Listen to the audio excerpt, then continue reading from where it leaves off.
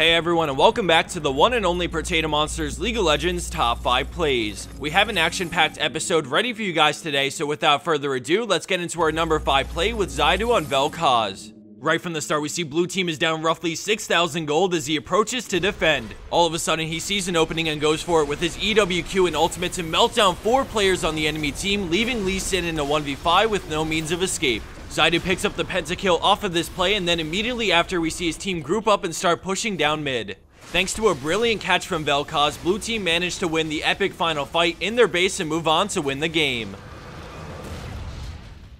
Coming in at our number 4 play, we have multi-kill 69 on Vayne, and credits as well to her support for making this play happen. In the beginning, we see Kha'Zix coming around from the side as Thresh predicts the leap and flays him mid-air, and then Vayne condemns him into the turret, getting the kill right after. She then turns to Caitlyn but gets stunned shortly after by Annie and then pursues Caitlyn while invis. When she catches up, she gets the stacks of her W off and secures the kill, but it leaves her at very low health and with Tibbers right behind her, so she kites back towards the brush while lifestealing. As Annie approaches, Vayne falls incredibly low and enters the brush as Thresh tries to slow down Annie with Flay and then tosses out the lantern to shield Vayne, allowing her to condemn Annie into the wall and pick up another kill with barely any health left.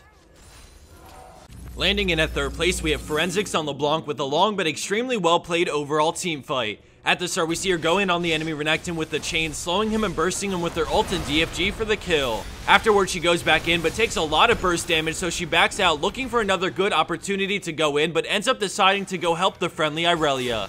As she heads over, Irelia gets locked up and takes a lot of damage, forcing her to run away as LeBlanc comes in and does what she can to help her escape.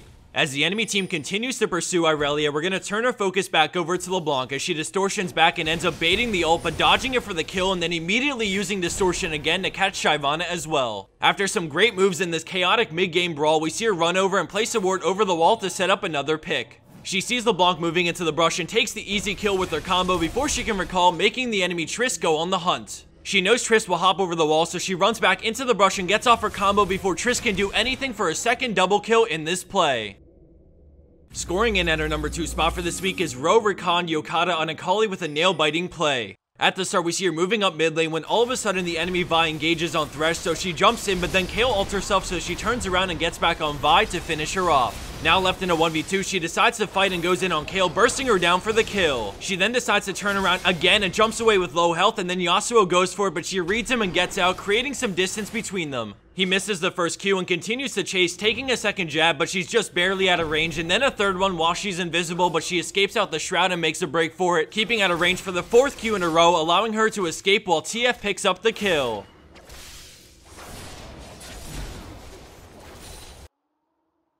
And for our number 1 pro play for this week, we have War Mahagrom on Syndra with a clutch play to defend her tower. We see Vi Qing grabbing the immediate kill as the enemy team turn on her, but don't see Syndra moving in fast to ult Morgana as she backs out and gets ready to 1v3. She Qs in the knees to stun Caitlyn, forcing Jarvan to go in, but she lands all of her spells and ignites, getting the kill while sitting in Zanya's. As soon as she gets out, she Qs to finish off Trin and then stuns Jarvan with it, allowing her to bring him down right before his Dragon Strike lands for the quadra kill.